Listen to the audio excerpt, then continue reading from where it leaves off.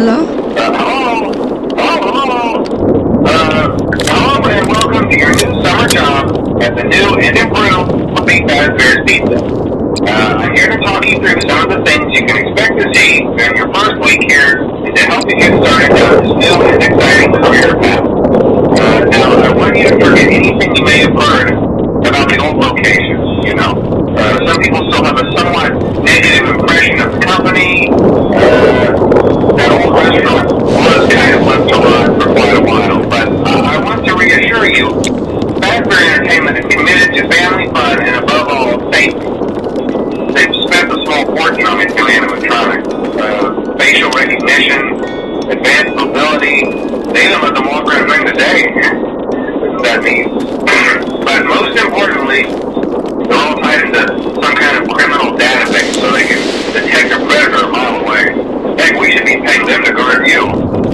Now that being said, no new system is without its kinks. You're only the second guard to work at that location. The first guy finished his week with complaints about conditions. We switched him over to the police yet. So, hey, look at you, right? Mainly he expressed concern that certain characters move around at night and even attempted to get into his office. Now, from what we know, that should be impossible. That restaurant should be the safest place on earth. So while our engineers don't really have an explanation for this, the working theory is that the robots were never given a proper night mode. So when it gets quiet, they think they're in the wrong room. So then they go try to find where the people are, and in this case, that's your office. So our temporary solution is this. There's a music box over by the prize counter, and it's rigged to be wound up remotely. So just every once in a while, switch over to the prize counter video feed and wind it up for a few seconds. It doesn't seem to affect all of the animatronics, but it does affect one of them. And as for the rest of them, we have an even easier solution. Well, I think that's it. You should be golden. Check the lights, put on the parade again if you need to. Keep the music box wound up, piece of cake. Have a good night, and I'll talk to you tomorrow.